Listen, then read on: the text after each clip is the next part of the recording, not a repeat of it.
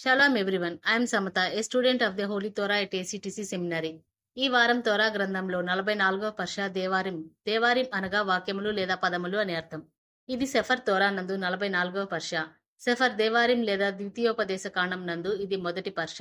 ఈ పర్ష యొక్క మూడవ అలియ వాక్య భాగములు దేవారిం లేదా ద్వితీయోపదేశ కాండము మొదటి అధ్యాయం 22వ వచనం నుండి 38 వరకు.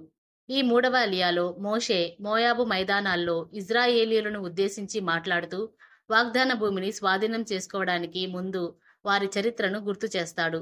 ప్రజలు భూమిని సందర్శించి దాని స్వభావాన్ని మరియు అక్కడి నివాసులను గురించి తెలుసుకోవడానికి వేగుల వారిని పంపాలని సూచించారని అతను తెలియజేస్తాడు.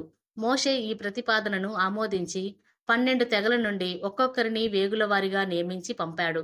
వారిలో 10 మంది భూమి సమృద్ధిగా ఉందని కానీ అక్కడి నివాసులు బలవంతులని నివేదించారు.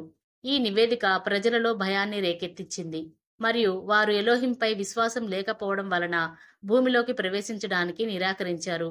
మోషే ఈ తిరస్కరణను గుర్తు చేస్తూ ఎలోహిం యొక్క వాగ్దానాలపై నమ్మకం లేకపోవడం వల్ల వారు శిక్షించబడ్డారని, ఆ తరం వారిలో కాలేబు మరియు యెహోషువ తప్ప ఎవరూ వాగ్దాన భూమిలోకి ప్రవేశించలేరని ఎలోహిం తీర్పు ఇచ్చినట్లు వివరిస్తాడు.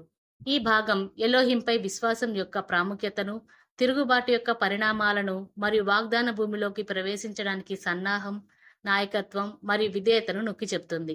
ప్రియులారా, మరిన్ని తోరా పాఠాల కోసం మా యూట్యూబ్ ఛానల్ను సబ్స్క్రైబ్ చేయండి. షలోమ్ లెహిత్రోత్.